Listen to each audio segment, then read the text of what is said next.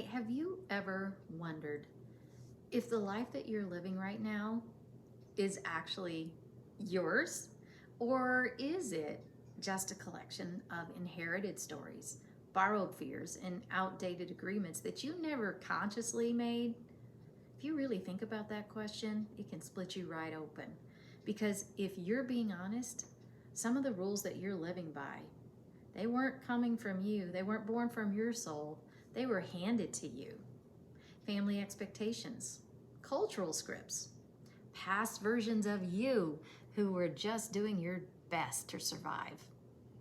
And here's the thing, growth, real soul deep growth, will burn those stories away. It's alchemical.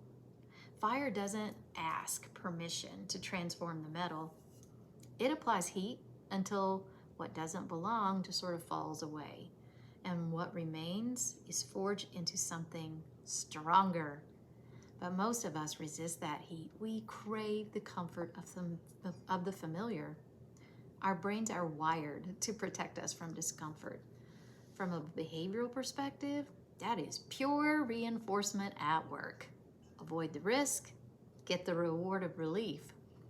And we tell ourselves we're choosing peace. But often we are just choosing the absence of fear. Jung would say that comfort is keeping us from meeting the shadow, those disowned parts of ourselves, holding the keys to our potential. Comfort shields us from the unknown and from the very parts of ourselves that could actually change everything. If you could step forward 5 years from now, what would you see? Would the person in that vision feel fully alive? Or would they still be sitting in the same old story because the heat felt a little too dangerous to step into? Here's the good news. Your brain is not fixed. Neuroplasticity is your birthright. The ability to rewire your mind through repeated actions and thoughts. Every time that you choose curiosity over fear, you're carving a new neural pathway.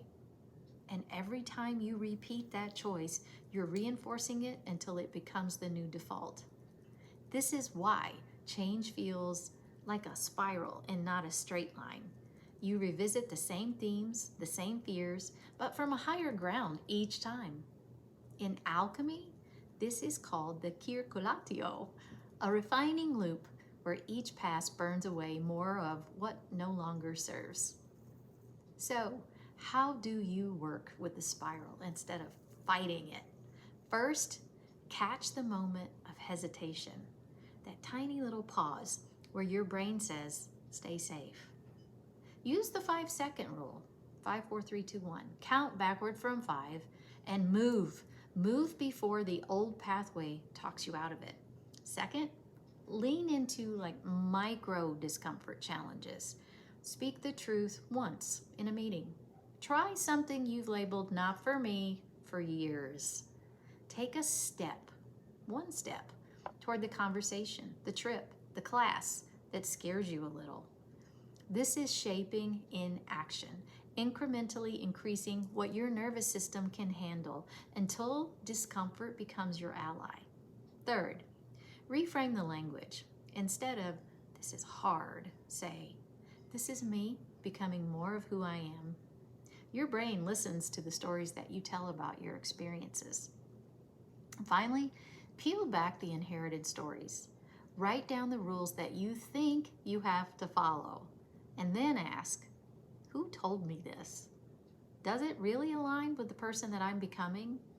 Most of the time, you'll find you're living inside someone else's narrative. Your discomfort toolkit matters a lot here. Use fear setting.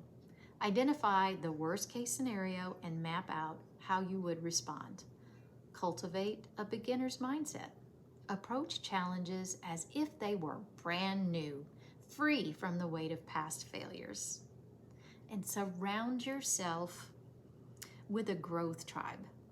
People who will celebrate you stepping into the fire and remind you of who you are becoming.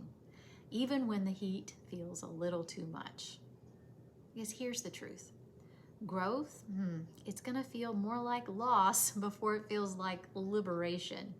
You will shed identities, and you will outgrow relationships. You will be misunderstood by the people who know the older version of you, and it will be worth it. Your future self, braver, freer, more whole, is already waiting for you in the field of possibility. Every time you choose spiral over the straight line, discomfort over the ease, truth over safety, you're walking toward them. And every step you take toward them, they're taking towards you. So I'll ask you again, have you ever wondered if the life that you're living is actually yours? And if the answer is, I'm not so sure, maybe today is the day to find out.